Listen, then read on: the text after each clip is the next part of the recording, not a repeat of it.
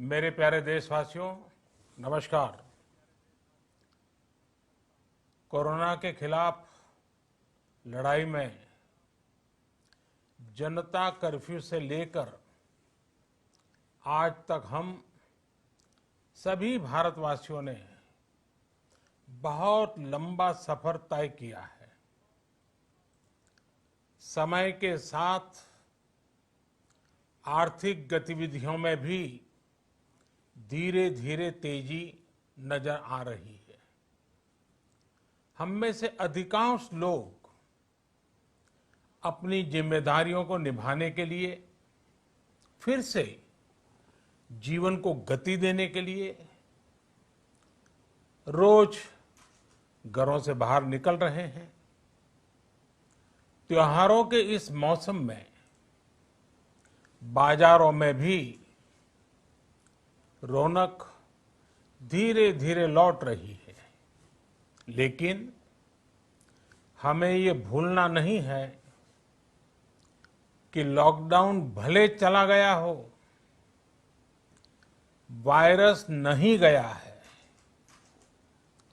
बीते 7-8 महीनों में प्रत्येक भारतीय के प्रयास से भारत आज जिस संभली हुई स्थिति में है, हमें उसे बिगड़ने नहीं देना है और अधिक सुधार करना है।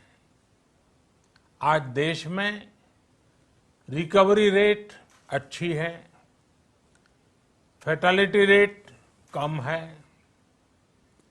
भारत में जहां प्रति 10 लाख जनसंख्या पर करीब 5,500 लोगों को कोरोना हुआ है, वहीं अमेरिका और ब्राजील जैसे देशों में ये आंकड़ा 25,000 के करीब है। भारत में प्रति 10 लाख लोगों में मृत्यु दर 83 है, जबकि अमेरिका, ब्राजील, स्पेन, ब्रिटेन जैसे अनेक देशों में ये आंकड़ा 600 के पार है।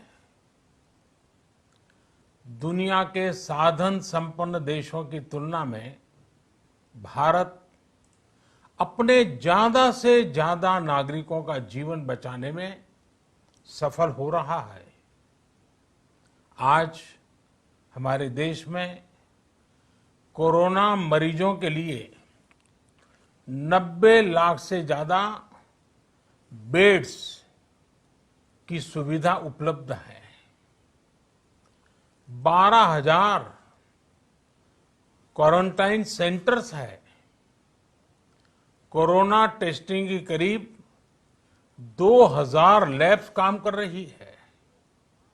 देश में टेस्ट की संख्या जल्द ही 10 करोड़ के आंकड़े को पार कर जाएगी। कोविड महामारी के खिलाफ लड़ाई में टेस्ट की बढ़ती संख्या हमारी एक बड़ी ताकत रही है। सेवा परमो धर्म के मंत्र पर चलते हुए हमारे डॉक्टर, हमारे नर्सिस, हमारे हेल्थ वर्कर्स, हमारे सुरक्षाकर्मी और भी सेवा के भाव से काम करने वाले लोग इतनी बड़ी आबादी की निस्वार्थ सेवा कर रहे हैं। इन सभी प्रयासों के बीच ये समय लापरवाह होने का नहीं है। ये समय ये मान लेने का नहीं है कि कोरोना चला गया या फिर अब कोरोना से कोई खतरा नहीं है। हाल के दिनों में हम सब ने बहुत सी तस्वीरें, वीडियो देखे हैं जिनमें साफ दिखता है कि कई लोगों ने अब सावधानी बरतना या तो बंद कर दिया है या बहुत ढिलाई ले आए हैं। ये बिल्कुल ठीक नहीं है। अगर आप लापरवाही बरत रहे हैं, बिना मास्क के बाहर निकल रहे हैं, तो आप अपने आप को, अपने परिवार को, अपने परिवार के बच्चों को, बुजुर्गों को उतने ही बड़े संकट में डाल रहे हैं। आप ध्यान रखिए, आज अमेरिका हो या फिर यूरोप के दूसरे देश, इन देशों में कोरोना के मामले कम हो रहे थे, लेकिन अचानक से फिर से बढ़ने लगे हैं और चिंताजनक वृद्धि हो रही है। साथियों, संत कबीरदास जी ने कहा है,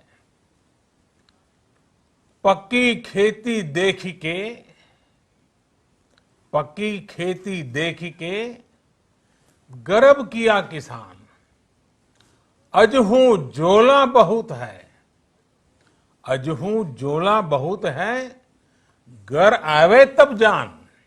अर्थात कई बार हम पक्की हुई फसल देखकर ही अति आत्मविश्वास से भर जाते हैं कि अब तो काम हो गया, लेकिन जब तक फसल घर न आ जाए तब तक काम पूरा नहीं मानना चाहिए।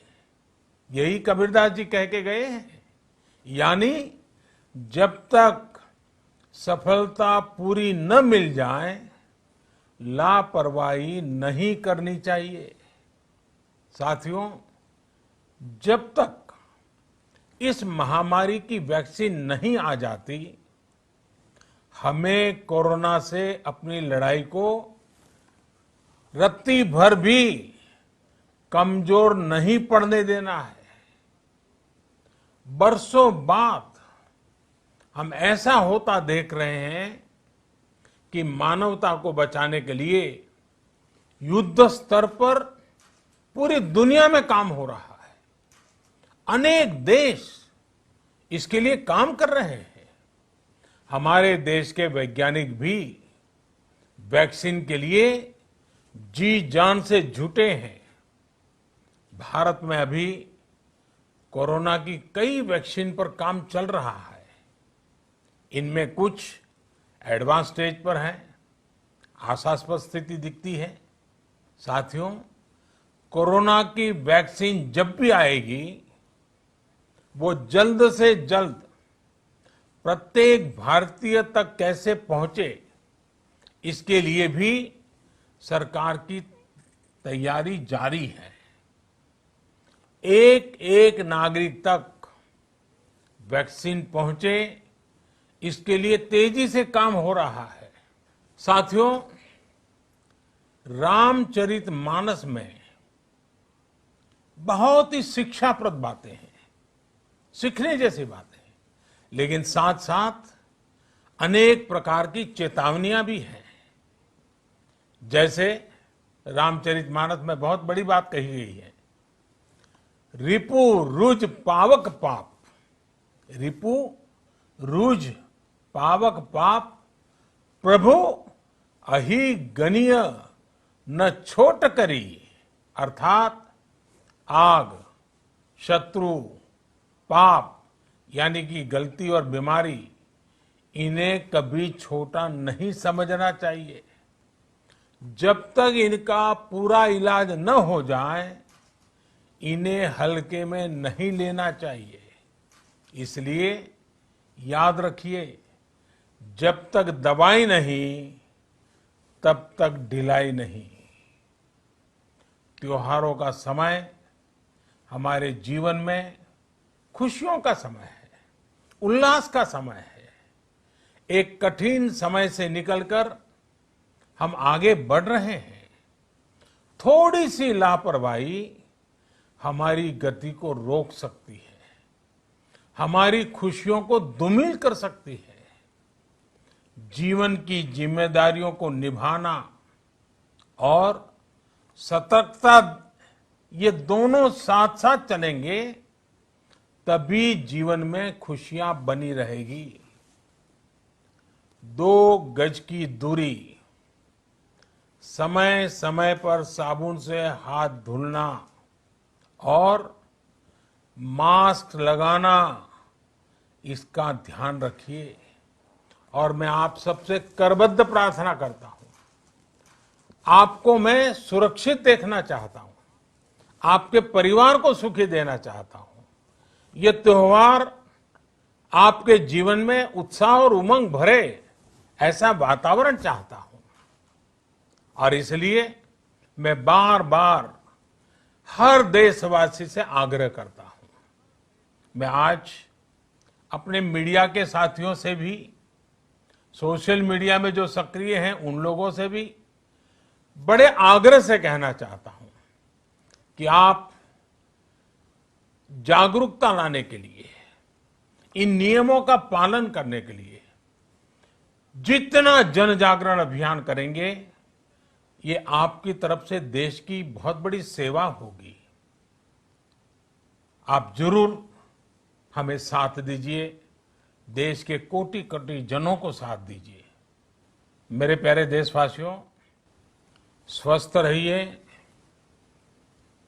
तेज गति से आगे बढ़िए और हम सब मिलकर के देश को भी आगे बढ़ाएं। इन्हीं शुभकामनाओं के साथ नवरात्र, दशहरा, ईद, दीपावली, छठ पूजा, गुरु नानक जयंती समेत सभी त्योहारों की सभी देशवासियों को एक बार फिर से बहुत बहुत बधाई देता हूं। धन्यवाद।